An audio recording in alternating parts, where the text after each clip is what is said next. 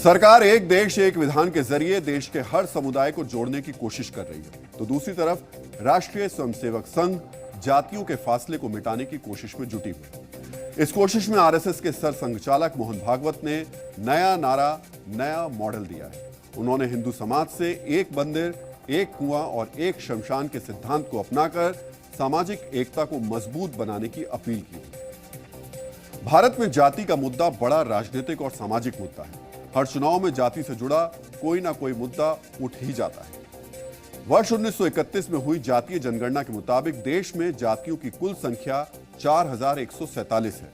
वर्ष 1980 में मंडल आयोग की रिपोर्ट का आधार भी जातियों की यही संख्या थी। हालांकि वर्ष 1901 में हुए कास्ट सेंसस में 1646 जातियों की पहचान की गई थी। वर्ष 1961 से 2001 तक जो जनगणना हुई उसमें सरकार ने जातिगत जनगणना से दूरी बनाए रखी। वर्ष 2011 की जनगणना में पहली बार जाति आधारित आंकड़े इकट्ठे किए गए, लेकिन इन्हें सार्वजनिक नहीं किया गया।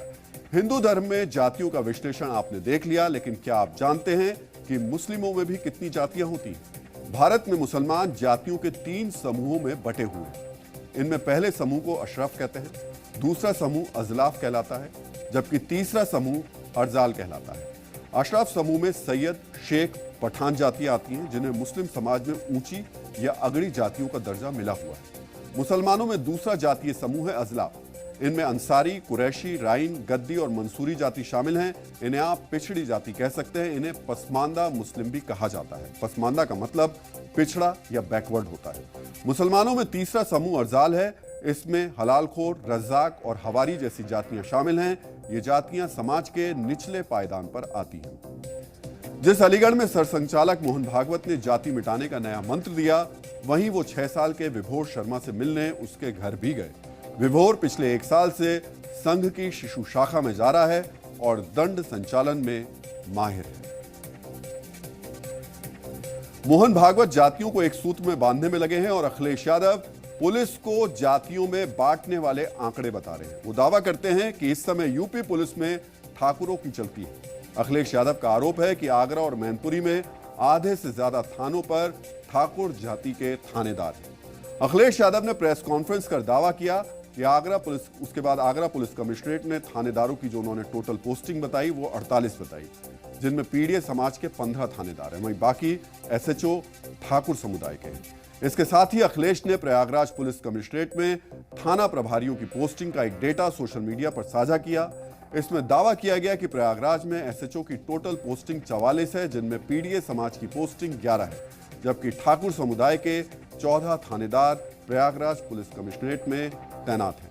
अखिलेश यादव यूपी पुलिस में जाति देखकर स्टेशन हाउस ऑफिसर यानी एसएचओ की नियुक्ति का दावा कर रहे हैं, लेकिन उनके मुख्यमंत्री रहते उत्तर प्रदेश के पुलिस थानों में किस तरह नियुक्तियां होती थी, इस पर भी एक नजर डालते हैं। अखिलेश के मुख्यमंत्री रहने के दौरान विपक्ष लगातार थाने में यादव समुदाय के थानेदारों की नियुक्ति के आरोप लगाता रहा है।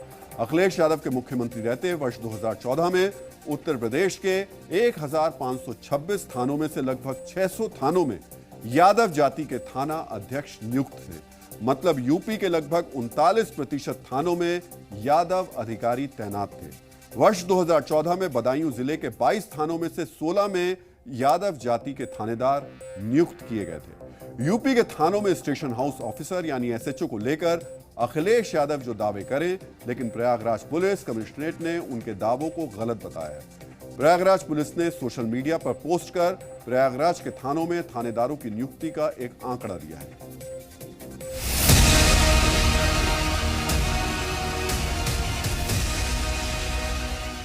मैनपुरी 15 है टोटल पोस्टिंग, पीडीए 3, सिंह भाईलों में 10, महोबा छोटा जिला है उसमें और आगे जाइए आप 11 total posting, PDA 3, Singh 6, Singh भाई। जाति के आधार पर नौकरी नहीं मिलती। उनकी शासन में किस प्रकार से नौकरियों में भर्ती हुई है, कैसा भ्रष्टाचार में लिप्तता थी, इसकी जांच आज तक लगातार चल रही है। थानाध्यक्ष की नियुक्तियां शासन के आदेशों के अनुरूप होती हैं और जो भी सूचनाएं अभी सोशल मीडिया पर चल रही हैं वो सरासर गलत हैं। तो ऐसे लोग जो एक जिम्मेदार पदों पे हैं उनको इस तरह की बयानबाजी नहीं करनी चाहिए। यूपी में पुलिस की जाति पर घमासान खड़ा करने की कोशिशें हो रही हैं।